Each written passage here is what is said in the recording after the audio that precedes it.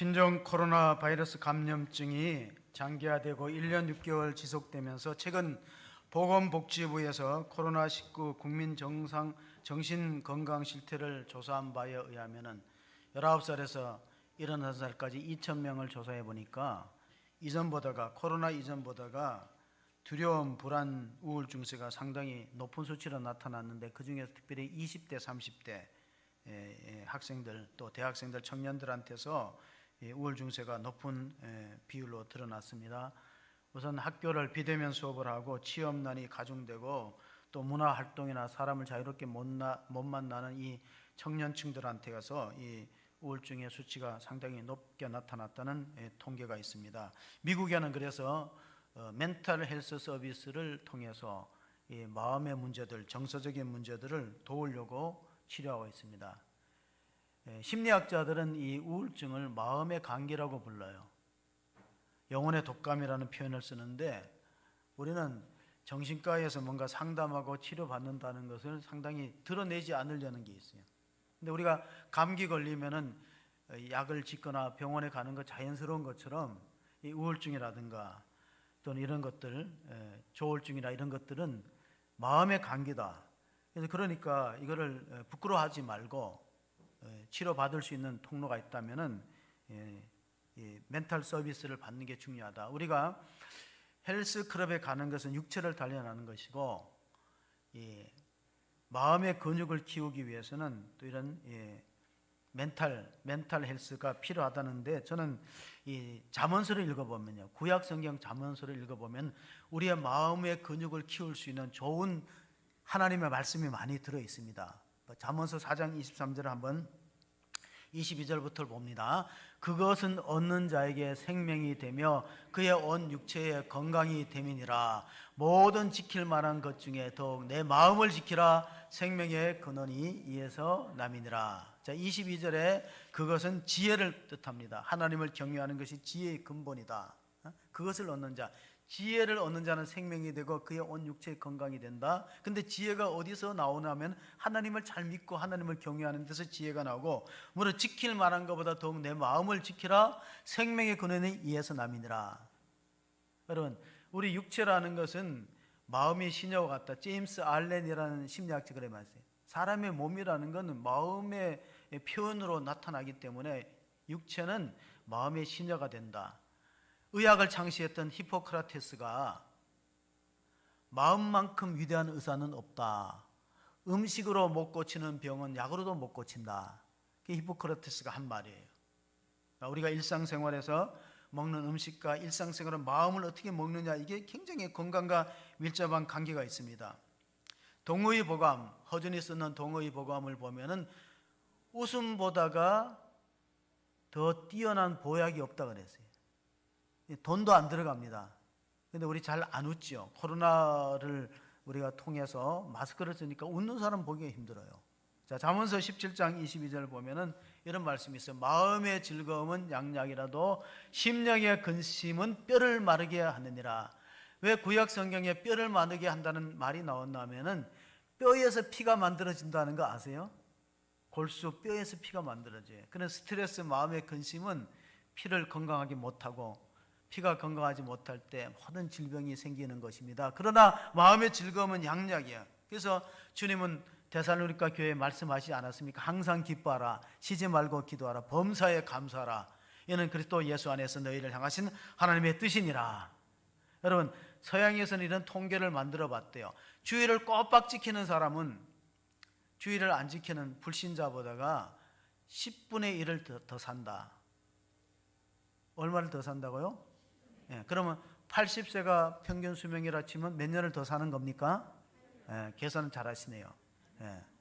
주의를 꼬박꼬박 지키는 사람은 전혀 주의를 안 지키는 사람보다가 10분의 1을 더 살 수 있다는 통계가 나와 있습니다. 안식이라는 책을 썼던 마르바드는 안식일은 일을 쉬는 게 아니다. 일을 쉴 뿐 아니라 근심도 내려놓을 뿐 아니라 가장 중요한 것은 하나님 되기를 그치는 것이 안식이라 그랬어요. 여러분, 우리는 하나님이 아닌데도 하나님이 되려는 욕심이 있어요. 왜냐하면 모든 걸 내가 걱정하고 모든 걸 내가 주관하고 모든 걸 내가 판단하면서 살아가기 때문에 내가 스스로 하나님이 된 거예요. 근데 안식일은, 적어도 안식일은 내가 하나님 되려는 노력을 그치는 것이다. 그냥 나는 하나님을 섬기는 사람으로서 이 자리에 섰을 뿐, 하나님 모든 것을 주관한다. 그래서 하나님께 집중하는 것이 예배입니다. 잠언서 23장 7절을 읽어보면 대저 그 마음의 생각이 어떠하면 그 위인도 그러한즉 그가 내게 먹고 마시라 할지라도 그의 마음은 너와 함께 하지 아니함이니라. 하루 종일 그 사람이 무슨 생각하느냐에 따라서 그 위인이 결정된다는 겁니다. 하루 종일 부동산만 생각하는 사람은 투자에 관심 있는 사람이고, 하루 종일 음악만 생각하는 사람은 음악가고, 그 사람이 하루 종일 뭘 생각하느냐에 따라 그 사람의 됨됨이가 결정됩니다. 우리 속담에 10길 물속은 알아도 1길 사람 속 모른다는 표현이 있습니다. 그 사람은 어떻게 알 수 있는가? 그 사람이 하루 종일 뭘 생각하는가를 보면 알아요.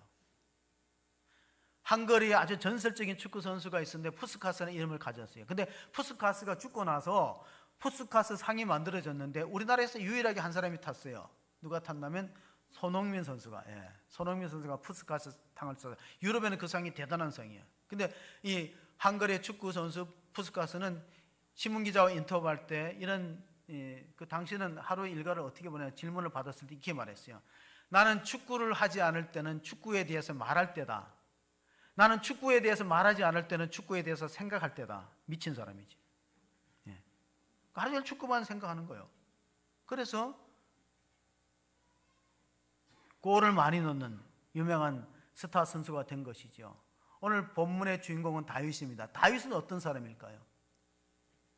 사도행전에 보면 다윗에 대해서 이런 표현이 있습니다. 다윗은 사도행전 13장 22절 23절 폐하시고 다윗을 왕으로 세우시고 증언하여 이르시되 내가 이새의 아들 다윗을 만나니 내 마음에 맞는 사람이라 내 뜻을 다 이루리라 하시더니 하나님이 약속하신 대로 이 사람의 후손으로 이스라엘을 위하여 구주를 세우셨으니 곧 예수라. 자, 다윗은 하나님의 마음에 합한 종이라, 하나님의 마음에 합한 사람은 칭찬을 받았을 뿐 아니라 그 후손으로 구세주가 오신다는 약속이 이루어졌다는 겁니다. 얼마나 놀라운 축복입니까? 그렇다고 다윗이라고 뭐 흠결이 없는 사람은 아니에요.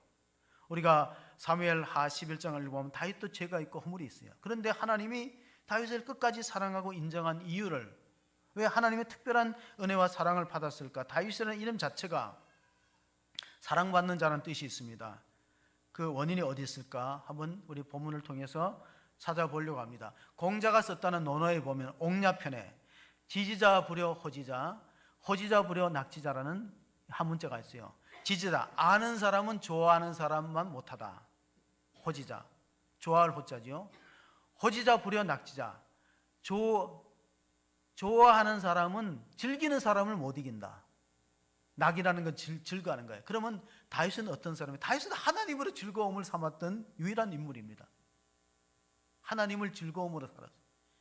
웨스트민스터 신앙요리 소요리 문답 보면, 우리 세례 받을 때 문답할 때 보면 인생의, 인간의 궁극적인 목적이 뭐냐, 하나님은 인간을 왜 지으셨느냐, 거기 보면 사람의 근본되는 목적은 하나님을 영화롭게 하고 영원토록 그분을 즐거워하는 것이다. 근데 사실 우리가 그렇게 못 살잖아요. 하나님 지으신 목적대로 살지 못하는 경우가 더 많이 있습니다. 구약성경 사무엘 6장을 보면 하나님의 법궤, 언약궤가 오베드돔의 집에서 다윗성으로 옮겨가는 장면이 나옵니다. 그때 다윗은 너무 기뻐갖고 에봇을 입고 춤을 추다가 바지춤이 막 바지가 흘러내리는 걸 의식하지 못할 정도로 너무너무 기뻐할 때 다윗의 아내였던 미갈은 위층에서 내려다보고 남편을 비웃었어요. 왕이 저렇게 채신머리 없이 주책스럽게 저렇게 하냐 비웃었다가 미갈은 후사가 없어요. 아이를 갖지 못하는 그런 사람으로 전락되고 말았습니다. 여러분, 주책 없다 그러는 사람, 하나님이 책임지는 주책인 줄 믿습니다. 주님이 책임지는 사람이 주책이에요. 다윗은 주님이 책임지는 사람이었는데 미갈은 비웃어갖고 아유, 왕이 저렇게 품이 없게 저렇게 춤을 추냐. 근데 다윗이 춤췄던 이유가 뭘까요? 하나님 법궤가 시온성으로 온다. 하나님의 장막이 내 가까이 있다. 하나님이 내 곁에 오는 것이 내 인생의 보람이고 기쁨이고 감사할 일이다. 그랬습니다. 여러분, 다윗이 우리가 가장 잘 아는 게 주일학교 때 골리앗과 싸울 때 물맷돌을 가지고 도전했잖아요. 골리앗은 고인이고 칼을 갖고 있는데 소년 다윗이 어떻게 이깁니까? 사랑하면 용기가 생깁니다. 여러분 꼭 잊지 마세요. 하나님을 사랑하는 사람은 하나님이 이래 담대하고 용기가 있는 줄로 믿습니다. 사랑하면 용기가 생겨요. 수영을 못하는 어머니가 자식이 물에 빠져 익사하는데 뛰어들거든요. 사랑하면 담대함이 생기고 용기가 생기는 것이죠. 요한일서 4장에 보면 사랑 안에는 두려움이 없고 온전한 사랑은 두려움을 내어쫓나니 두려워하는 자는 사랑 안에서 이루지 못하느냐. 그게 요한일서 4장 18절의 말씀입니다. 어떤 신혼부부가 결혼했을 때 목사님이 신혼여행지에다가 출전을 보냈어요. 야, 이 말씀이 좋겠다고 뽑아갖고 자기 교회에서 결혼식을 한 청춘 남녀를 축복하기 위해서 그 축전을 보내주고 행복한 결혼 생활 되게 하다고 밑에다가 요한일서 4장 18절을 전문으로 보냈는데 우체국 직원이 실수했어요. 일자를 빼먹었어요. 그래서 딱 보니까 요한복음 4장 17절로 바뀐 거예요.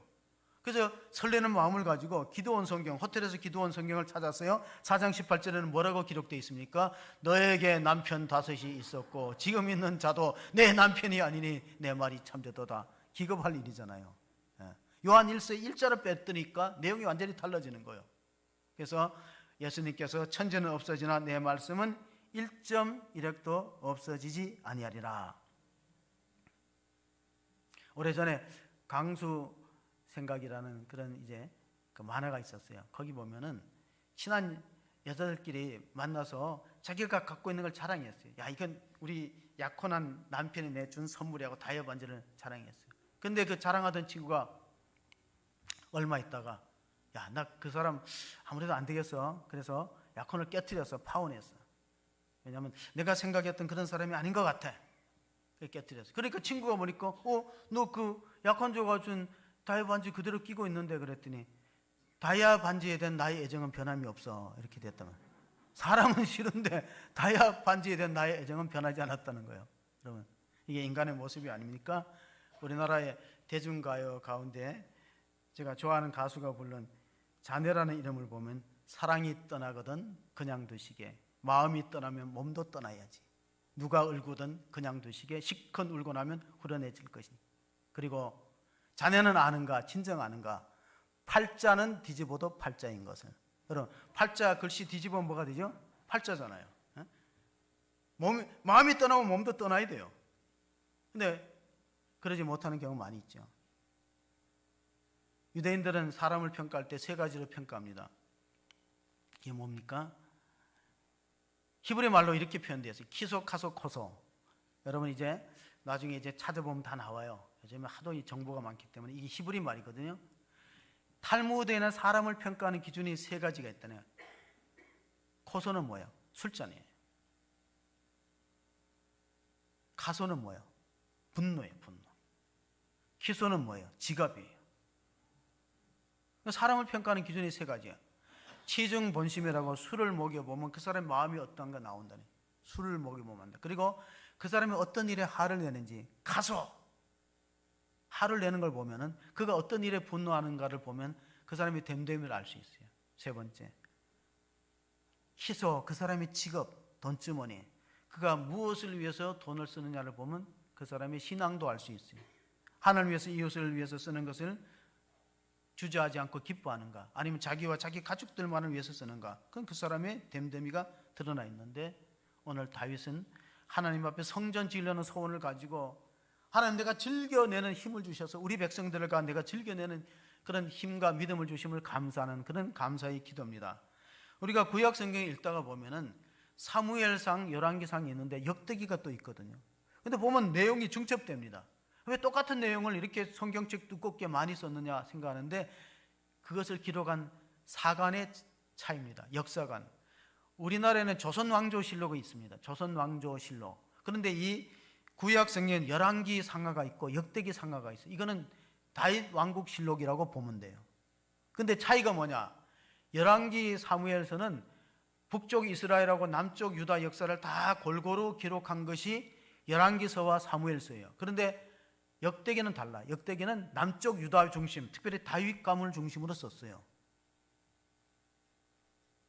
그러므로 열왕기서는 선지자의 입장에서 그런 시각으로 바라봤다면은 역대기는 제사장의 입장. 제사장의 입장은 뭐예요?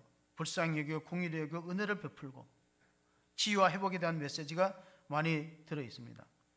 그러므로 우리가 역대기 오늘 29장 마지막 장을 읽었는데, 이 역대기는 하나님이 중요하게 여기는 게 성전과 제사장들, 그리고 레위 찬양하는 사람들, 예배를 소중히 여기는 것이 잘 드러나 있습니다. 어쩌면 우리가 이제 안 믿는 사람들한테 가끔 이런 질문을 받아요. 예수 믿는 사람은 구원받고 영생을 얻는다면서 왜 그렇게 오래 살려고 발버둥을 치느냐, 그런 질문을 받잖아요. 근데 이게 절반은 맞는 말이고 절반은 틀린 말이에요. 왜냐하면 생명은 하나님 주신 선물이에요. 그런 선물을 잘 지키고 하나님 뜻대로 잘 사용하는 것이 인간의 도리지, 이 생명을 손상하거나 함부로 대하는 것은 우리에게 생명을 주신 선물을 주신, 생명이라는 선물을 주신 하나님 앞에 선물을 던지는 행위예요. 그러니까 우리가 생명을 소중히 여기고 아끼고, 그리고 우리가 건강을 잘 지키는 것이 우리의 본분이다. 다윗은 어느 정도로 주님을 사랑했냐면 시편 18편에 보면 나의 힘이 되신 여호와여 내가 주님을 사랑하나이다. 주는 나의 반석이시오 피난처시오 한란 만에 만날 큰 도움이다. 그러니까 이 다윗은 왕이지만 하나님께 상당히 몰입된 사람이에요. 몰입된 사람, 하나님께 몰입되어서 어떻게 보면은 사랑이 깊이 빠졌기 때문에 하나님이 그를 인정하시고 내 마음에 합한 종이라는 칭찬을 아끼지 않았습니다. 덴마크의 철학자 가운데 키에르 케고르는 우수의 철이라는 별명이 붙어 있는데, 그가 한 말 가운데 천재는 자기 자신의 힘으로 믿고 살아가는 사람이고 사도는 하나님이 주시는 힘으로 의지하고 살아가는 사람이다. 여러분 잊지 마세요. 우리는 천재는 아니지만은 다윗처럼 믿음을 가지고 하나님의 도움과 하나님의 능력을 의지하여 살아가는 성도가 되시기를 주의 이름으로 축복합니다. 다윗이 썼던 유명한 시편 가운데 잘 아시는 23편을 읽어보세요. 여호와는 나의 목자시니 내가 부족함이 없다. 그러니까 하나님을 온전히 사랑하는 사람에게는 부족함이 없는 은혜를 주시고, 내가 사망의 음침한 골짜기를 다닐지라도 해를 두려워하지 않을 것은 주께서 나와 함께 하심이라. 자, 시편 23편은 마치 코로나 시대에 우리 영혼을 치료하는 양약과 같아요. 우리 두려움이 있습니다. 불안합니다. 그런데 부족함이 없고 두려움이 없다. 그리고 맨 마지막에는 주께서 내 머리에 기름을 부으시고 내 잔이 넘치나이다. 내 잔이 넘친다는 건 뭡니까? 나의 평생에 여호와의 집에 영원히 거하리로다. 이렇게 시편 23편이 끝나는 것은 감사로 인생을 마치는 겁니다. 세상에는 감사로 인생을 마치는 사람들이 있는가 하면 원망으로 인생을 마치는 불행한 사람들이 있어요. 요즘에는 항혼 결혼이 늘어난다고 해요. 항혼 결혼이 뭡니까? 나이가 많아갖고 자녀들 다 출가시키고 결혼시키고 난 다음에 헤어지는 거예요. 근데 과거에는 안 그랬어요. 왜냐하면 과거에는 오래 못 살았거든요. 그러니까 이제 자녀들 출가시키면 이제 죽을 때가 가까운 거예요. 그런데 이제 뭐 헤어지면 뭐 하겠냐 이랬는데 참고 살았는데 지금은 몇 세시더라고요. 그러니까 이제라도 좀 제대로 살아보겠다고 이혼을 제기하는 사람은 주로 남자일까요, 여자일까요? 잘 아시네요. 그러니까 잘 하시라니까요. 저도 그렇지만. 그 항혼 이혼이 있는다니까요. 근데 항혼 이혼을 하는 사람들이 되게 원앙 부부들이에요. 아주 금실이 좋은 원앙이 아니라 원망과 앙심이 가득한 부부가 그 쌓이고 쌓였다가 이제 헤어지는 거예요. 일본의 신학자 가운데 우찌무라 간조는 감사는 은혜 받는 그릇이다 그랬어요. 우리가 은혜를 받았다 그런 말 하잖아요. 어떤 사람이 은혜를 받을 거예요? 주예전에 나올 때 감사하는 마음을 가지고 감사로 제사를 드리는 자, 감사로 성전에 들어온 자가 은혜를 받는 줄로 믿습니다. 다윗은 어떤 사람이냐? 다윗은 아버지가 별로 돌보지 않은 사람이에요. 7형제 8형제 중에 막내거든요. 시편 27편 10절에 보면 내 부모는 나를 버렸으나 여호와는 나를 영접하시리로다. 그게 다윗이 신앙 고백입니다. 그래서 우리가 자식을 광야로 내보내면 콩나무로 성장할 수 있고 온실로 들여보내면 콩나물이 될 수 있다. 여러분 콩나물은 뭡니까? 한번 무쳐 먹으면 끝나. 콩나무는 뭐예요? 콩이 계속 열리는 게 콩나무예요. 근데 광야로 보낸 자식은 성장해서 콩나무가 될 수 있지만 온실에서 너무 그렇게 키우면은 마마보이가 될 가능성이 있습니다. 다윗은 오늘 역대기 29장 12절 13절을 통해서 하나님께 이렇게 감사의 기도를 드렸어요. 부와 기가 주께로 말미암고 두 주는 만물의 주제가 돼서 손으로 권세와 능력이 있사오니 모든 사람을 크게 하신가 강하게 하심이 주의 손에 있나이다. 우리 하나님이여 이제 우리가 주께 감사하며 주의 영화로운 이름을 찬양하나이다. 다윗은 사실 성전을 짓는 데 실패했어요. 하나님 허락 안 했거든요. 그런데 성전에 지을 건축 재료를 다 준비했는데 역대기를 읽어보니까 달란트, 금 달란트가 얼마 양이냐면 110톤이에요. 그러니까 우리가 돈으로 환산할 수 없어요. 110톤. 은이 260톤이에요.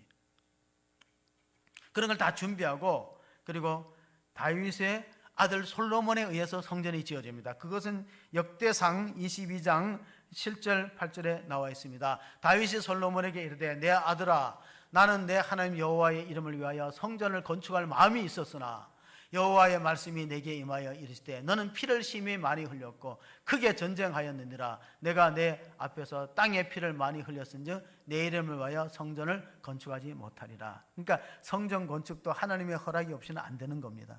기회를 놓치지 않아야 되고, 하나님이 하시고자 할 때 우리가 믿음으로 감사함으로 참여해야지, 그 못하면은 다시 기회가 주어지지 않고, 그의 아들이었던 이제 솔로몬에 의해서 예루살렘 성전이 세워집니다. 그러나 그 성전에 필요한 모든 자재는 아버지 되어서 준비했습니다. 다윗은 자기 손으로 짓지 못했지만 준비하는 것으로 너무 기뻐했어요. 우리가 보통 하나님께 성전을 지어 바치겠다 그런데 하나님이 거절하면 상처를 받고 낙심하는데, 다윗은 아니에요. 하나님, 나는 못 지어도 자식이 지으니까 감사합니다. 여러분, 저는 이제 목사인데 누가 저보고 아니 목사님 아들이 설교 더 잘해요 하면 전혀 기분이 안 나빠요. 시기심이 없어요. 예.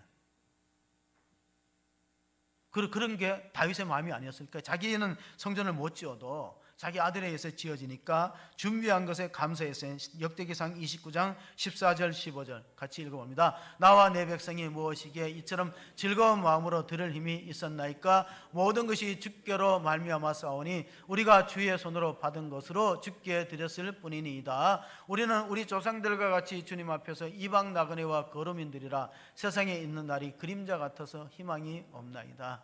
땅에다 희망을 안 뒀다는 겁니다. 그는 왕이고 부귀 영화를 누리지만은 이 모든 것이 하나님의 손으로 왔다가 우리가 이 땅에 나그네처럼 삶을 마치고 가면은 다 부질없는 것이고, 우리는 언제나 빈손으로 왔다가 빈손으로 가는 것이다.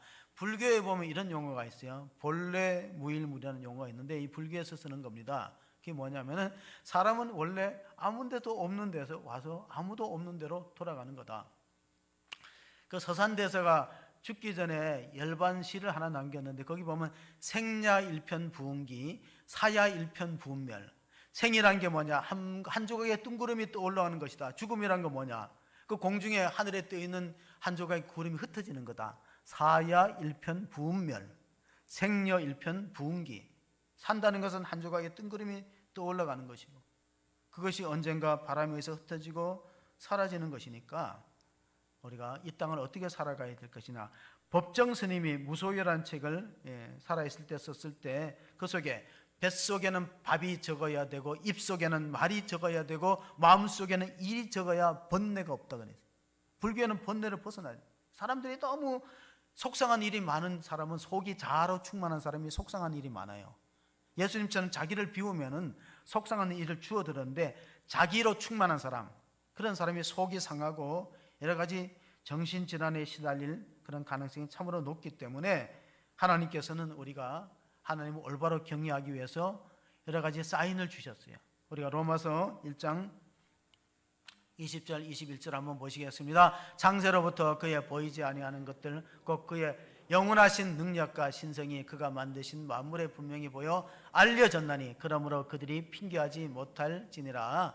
하나님을 알되 하나님을 영화롭게도 아니하며 감사하지도 아니하고 오히려 그 마음과 생각이 허망하여지며 미련한 마음이 어두워졌나니. 그렇습니다. 사도 바울이 그 당시 사람들의 마음을 진단해 보니까 어떤 마음이냐? 하나님 마음에 두기 싫어요. 그래, 하나님이 없어서 안 믿는 무신론자가 아니라 하나님이 내 마음에 들어오면 내가 자유가 없다는 거예요. 내 마음대로 못 살고 내가 은밀한 죄를 즐기지 못하기 때문에 하나님을 거절하는 것이다. 그렇게 성경은 진단하고 있습니다. 구약 성경에 보면 가장 어리석은 자는 무신론자다. 시편 53편하고 시편 14편 동일하게 이 세상에서 가장 어리석은 사람이 어떤 사람인가?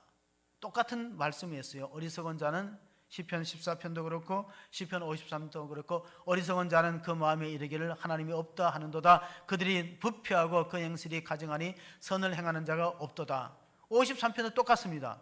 어리석은 자는 그의 마음에 이르기를 하나님이 없다 하도다. 그들은 부패하며 가증하며 악을 행하며 선을 행하는 자가 하나도 없다. 자, 시편 14편이나 시편 53편이나 똑같이 세상에서 가장 어리석은 사람은 공부를 못한 사람, 학력이 낮은 사람이 아니라 하나님이 없다고 하는 무신론 자가 가장 어리석은 사람이다. 예레미야 선지자는 예레미야서 17장 9절에 만물보다 심히 부패하고 거짓된 것은 인간의 마음이라 그랬어요.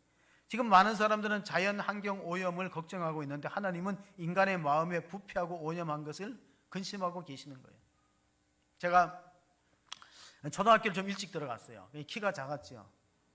이제 또 중학교, 제가 다닐 땐 중학교는 시험제가 있었어요. 그 중학교 이제 시험을 쳐서 합격해서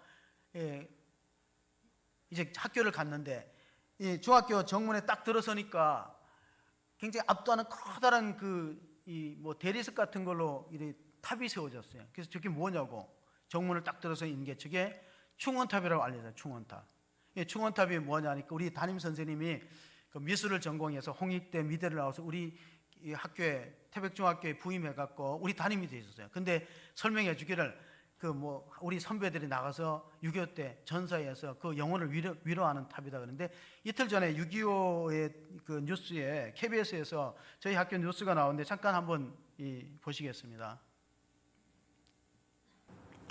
6.25 전쟁 당시 자원 입대한 학도병들은 어리고 정규군이 아니라는 이유로 대부분 군번도 계급도 없었습니다. 하지만 태백의 태백중학교 학생들은 다른 학도병들과 달리 군번과 계급을 부여받고 참전했습니다. 하초희 기자가 소개합니다. 70년의 세월을 머금어 누렇게 빛이 발해버린 흑백 사진들. 6.25 전쟁 때 태백중학교 학생 부대원들의 모습입니다. 16살 학도병은 이제 아흔을 바라보고 있습니다. 내 키가 155cm예요. 그 당시 때. 그러니까 총이 그 땅에 끌리니까 못 들잖아요. 그래가지고 이제 그걸 보던 연대장이 안 되겠다. 부관을 부르더니 저 총 바꿔줘라. 부대원은 127명. 당시 태백에 살던 남학생들이 자원 입대했습니다. 그리고 단일학교 학생들로 중대급 부대 하나가 꾸려졌습니다. 전국에서 유일합니다.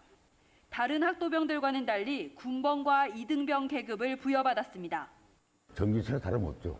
이 학생을 빼니까 내 고향 내가 지킨다 하는 뜻에서 나간 겁니다. 육군 3사단 백골 부대에 배속돼 양구 가칠봉 전투, 고성 간성 쑥고개 전투 등 격전지를 누볐습니다. 중공군에게 포위된 정규군을 구출하고 고지를 탈환하기도 했습니다. 주 목적이 뭐냐 그러면 인민군 나오는 거 생포해라. 그다음에 적 타냐고 폭파해라.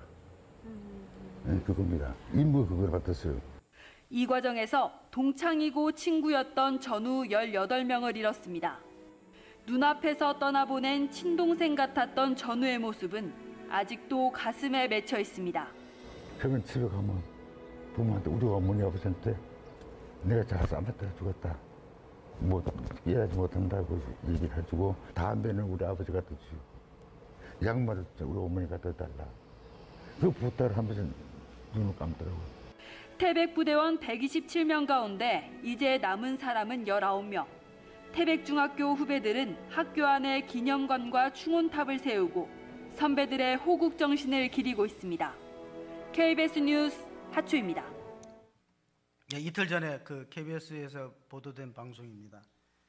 제가 결혼할 때 집사람이 저한테 시집을 안 온다 그랬어요. 왜냐하면 태백중학교 출신이라고.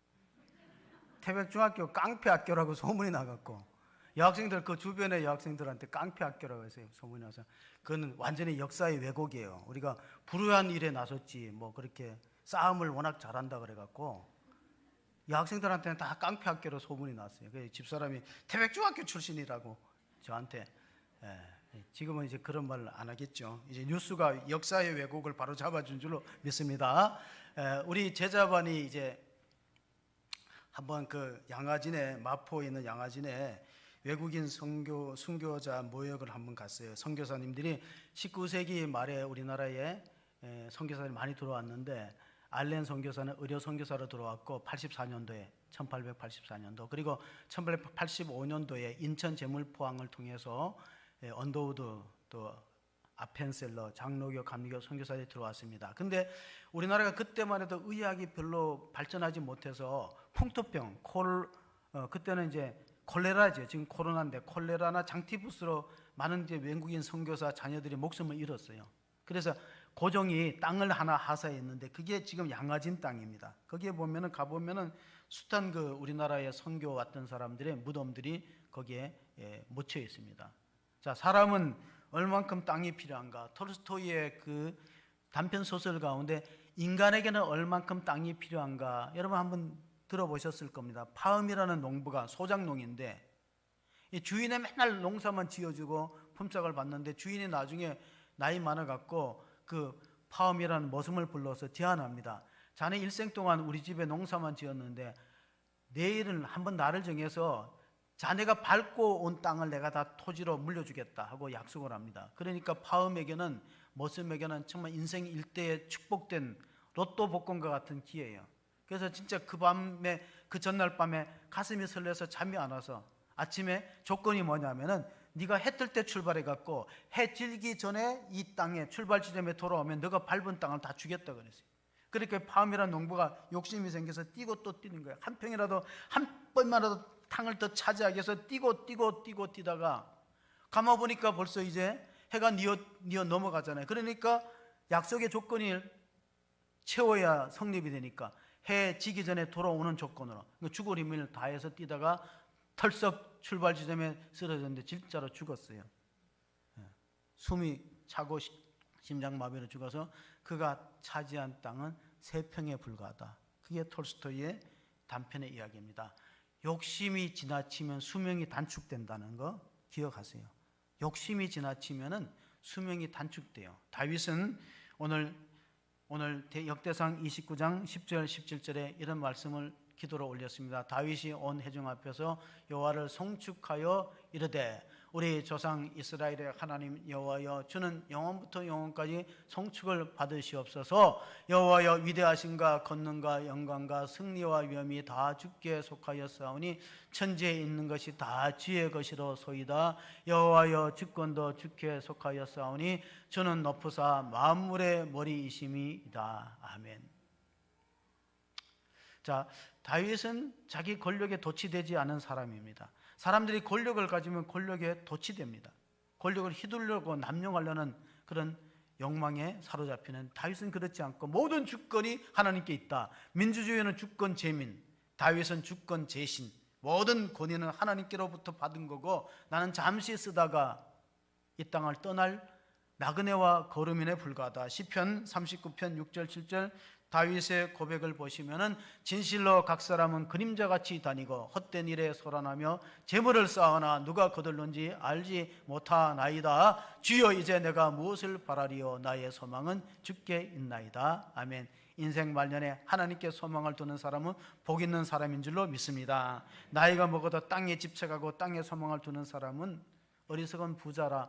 누가복음 12장에는 그렇게 말씀해 주고 있습니다. 하나님 우리를 충성되게 여기서 일꾼을 맡기셨습니다. 사무엘상 16장 7절에 보시면은 사무엘 선지자가 이새의 집에 가서 누가 이대 왕으로 삼을까 하고 인선을 할 때 엘리압이 지나갑니다. 그러니까 사무엘이 키가 크고 잘생겼으니까 왕감이라 생각하고 기름을 부으려 할 때 하나님이 제지합니다. 그 사람은 왕감이 아니다. 내가 이미 그를 버렸다 그랬어요.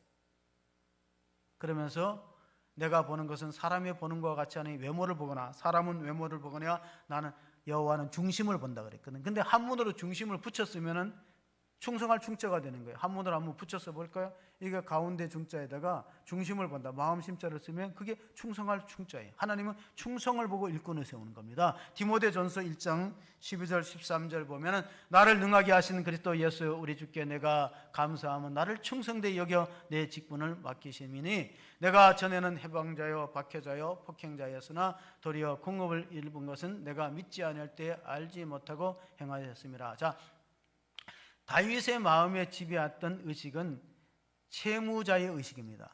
왜냐하면 다윗은 자기는 사도가 될 자격이 없는 사람이다.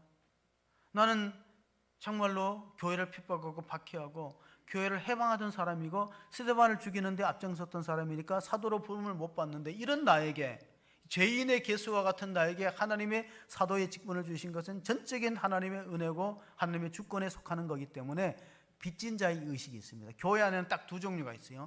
채권 의식을 갖고 신앙생활하는 사람하고 채무 의식을 갖고 신앙생활하는 사람. 나는 하나님의 은혜에 빚졌고 사랑에 빚졌고 복음에 빚졌다는 마음을 가지고 겸손하게 섬기는 사람은 내가 할 일이 보여요.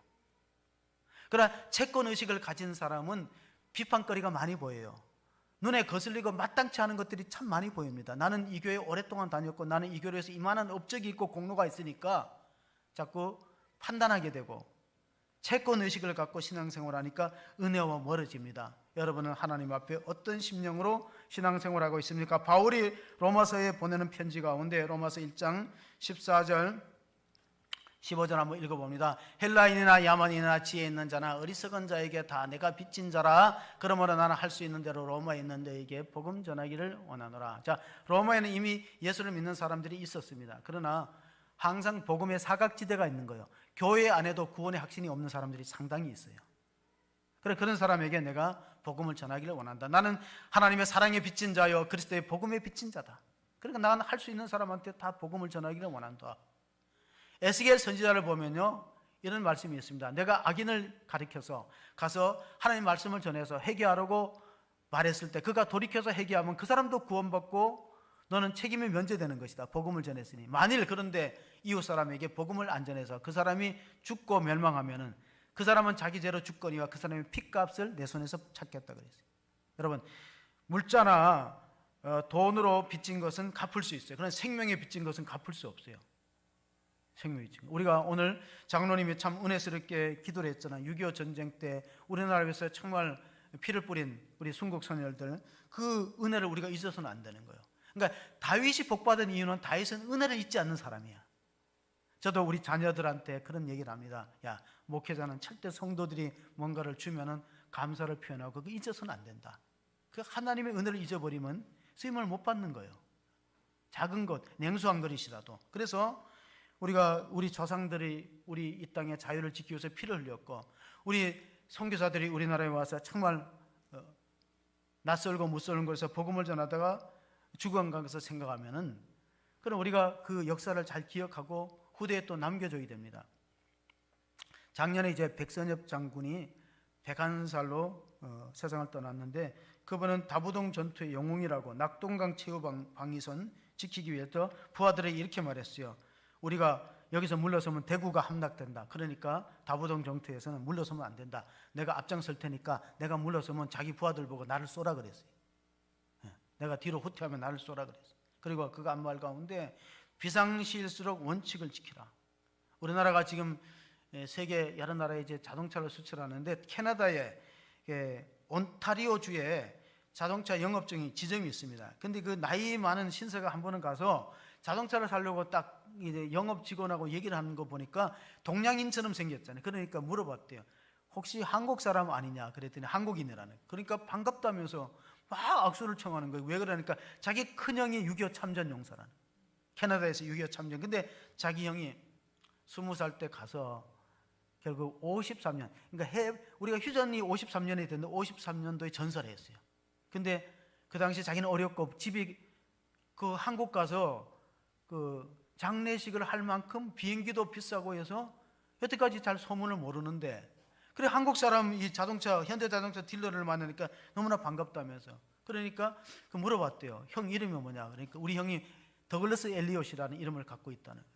근데 이제 묘지가 어디 있는지도 모르고 가보지도 못하고 자기도 이제 나이가 먹어서 살만해서 이제 현대자동차 살려고 하는데 이 신차가 출고되는 게 3일밖에 없는 거예요. 근데 만날 수 있는 시간이 3일 72시간이에요. 그러니까 이 자동차 딜러에 있던 신진묵 씨가 내가 3일 동안 어떻게 최선을 다해서 알아보겠다. 그래서 서울의 동장 묘지라든가 그 외국인들 그 전사자들 아무리 뒤져봐도 그 사람 없어요. 더글러스 엘리엇은 없어요. 그런데 머리에 또 오르는 것이 부산에 유엔 기념관 공원이 있다는. 부산에 유엔군 기념공원이 있으니까 거기 인터넷 사이트를 들어가서 딱 전사자 이름을 하나하나 검토하는데 더글러스 엘리엇을 찾았어요. 그래서 연락을 하니까 그 묘비명을 사진으로 출력해서 액자를 만들었대요. 액자를 만들어 갖고 자동차 인수하는 날 가서 그 하나님 은혜로 이렇게 찾아가지고 준다 그러니까 자기 형의 그 묘비명을 끌어안고 그 노신자가 그렇게 우는 거예요. 고맙다면서. 자기는 한 번도 가보지도 못하고, 자기 어릴 때 마태형은 20살 때 한국전 참전해갖고 결국 이제 가평 지역에, 그때 이제 가평 지역에 전투가 치열했는데 거기서 이제 전사했는데 어디 묻혔는지도 모르고 비석이 있는지 어디 있는데 너무 고맙다고 인사를 하니까 이 딜러가 말했어요. 아닙니다. 제가 고맙죠. 당신의 형님 때문에 제가 여기 있습니다. 그럼 우리가 그렇게 피땀 흘려서 나라를 지키지 않으면요. 지금 우리 북한의 경우를 보세요. 최근의 뉴스. 북한은 지금 7월 8일이 고비입니다. 아마 식량을 원조 받지 못하면 수백만의 아사자가 날 거예요. 북한의 민심이 지금 말이 안 해요. 그러니까 이제 대결이냐 대화냐 뭐 이렇게 해서 이제 제재를 풀면서 그렇게 이제 원조를 받아야 될 실정인데, 우리 남한은 그래도 우리의 가난은 상대적 가난이고 북한의 가난은 절대적 가난이, 절대적 빈곤입니다. 근데 그때 우리 한국 국가보훈처에서 좋은 일을 했어요. 이 캐나다의 노신사를 왕복 비행기표를 다 줘갖고 우리나라에 와서 그 무덤을 참배하게 했어요. 몇 년 전의 일이죠. 우리나라는 그만큼 잘 산다는 거예요. 그렇게 할 여지가 있다는 겁니다. 하나님께서는 은혜를 잊지 않은 사람을 축복합니다. 사무엘하 23장 17절을 보면 다윗은 자기와 함께 싸워주고 자기와 함께 끝까지 협력했던 용사들을 잊지 않았어요. 그가 베들레헴에서 이 목동 출신이잖아요. 그러니까 전쟁터에서 이 블레셋은 이제 가드 지역에 있고, 그리고 자기는 블레셋은 이 베들레헴 성을 지배하고 있고, 자기는 산성에서 옛날을 기억합니다. 내가 목동 때 목이 마르면은 그 베들레헴 우물가에 시원한 물을 마시고 해갈했는데 지금 이 전쟁터에서 목이 타는데 그렇게 말했더니요, 30명의 부하 중에 3명의 특공대가 내려갔어요. 가서 목숨을 걸고 적진에 들어가서 베들레헴 우물 물을 길러 왔을 때 그것을 하나님께 부었어요. 다윗이 한 방방울도 마시지 않고 그것을 하나님의 제단에 붓고 이런 말합니다. 같이 읽어봅니다. 이르되 여호와여, 내가 나를 위하여 결단코 이런 일을 하지 아니이리다. 이는 목숨을 걸고 갔던 사람들의 피가 아니니까 하고 마시기를 즐겨하지 아니하니라. 세 용사가 이런 일을 행하였더라. 세 용사 아비새를 비롯해서 요압의 아이였던 아비새를 비롯해서 세 용사는 담대한 용기를 가지고 목숨을 걸고 적진에 들어갔습니다. 교회는 이런 사람 세 사람이 있으면 돼요. 지금도 개척이 됩니다. 어떤 사람? 베드로, 야고보, 요한 같은 사람. 유비에게는 간우, 장비, 제갈량 세 사람이 있으면 천하를 통일하는 거예요. 그러니까 교회는 일꾼이 어떤 사람이 필요하면은 다윗과 함께 목숨을 걸고 하나님을 위해서 싸울 수 있는 세 사람만 있으면 돼요. 세 사람. 베드로, 야고보, 요한. 자, 다니엘의 세 친구 뭐예요? 메드락, 사드락, 메삭, 아벳느고 세 친구 불 속에라도 들어갈 수 있는 사람 세 사람만 있으면은 교회는 되는 거예요. 많은 일꾼이 필요하기도 하지만은 정말 목숨을 걸 수 있는 사람 세 사람. 사드락, 메삭, 아벳느고는 풀무불에 들어가도 하나님 부인하지 않았어요. 그런데 그런 사람은, 하나님의 집을 세우기 위해서 헌신한 사람은 하나님 그 후손에 반드시 복을 주시는데, 오늘 끝으로 사무엘하 7장 16절 17절을 한번 읽어보겠습니다. 내 집과 내 나라가 내 앞에서 영원히 보존되고 내 양의가 영원히 경고하리라 하셨다 하라. 나단이 이 모든 말씀들과 이 모든 계시대로 다윗에게 말하니라. 자, 나단은 선지자이기 때문에 하나님의 말씀을 계시로 받아서 다윗 왕에 전하는데, 다윗 왕의 마음이 하나님을 향하여 온전히 기울어졌기 때문에 하나님을 향해서 성전을 못 지어도 모든 물자를 준비하고 기꺼이 즐거운 마음으로 드렸기 때문에 하나님이 성전 지은 것으로 치고 당신의 후손의 왕위가 끊어지지 않고 당신의 후대에 복을 받을 것이라고 분명히 약속했다. 근데 그 약속이 이루어집니다. 그러므로 우리가 하나님의 교회를 세우고 성전을 세우면 후손을 하나님 반드시 세워준다는 이 놀라운 진리를 기억하시면서 우리의 마음이 어디 있는가? 우리의 마음이 하나님께 진정으로 가 있고, 하나님은 우리 마음 중심이 어디에 가 있는가를 알고 있습니다. 사람은 몰라요. 왜냐하면 담임 목사도 다 몰라요. 10개를 물속을 알아도 한 개를 사람 속 모른다잖아요. 그러니까 하나님이 정확하게 알고 있어요. 이 사람이, 이 성도가 하나님 위해서 온 마음을 기울이고 예배하는 자가 되었는가 알고 하나님으로부터 인정받고 축복받는 복된 성도가 다 되시기를 주의 이름으로 축원합니다. 아멘. 하나님 아버지 감사합니다. 오늘 또 저희들이 주님 전에 나와서 예배합니다. 다윗은 그 마음을 하나님을 향하여 나의 힘이 되신 여호와여, 내가 주님을 사랑합니다.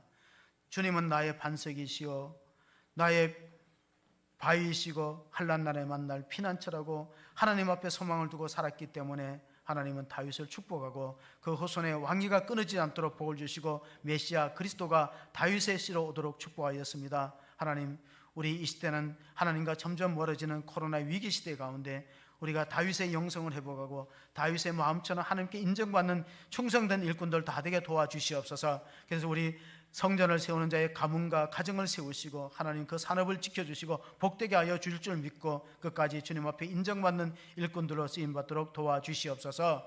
우리 구주 예수 그리스도 이름으로 기도합나이다. 아멘.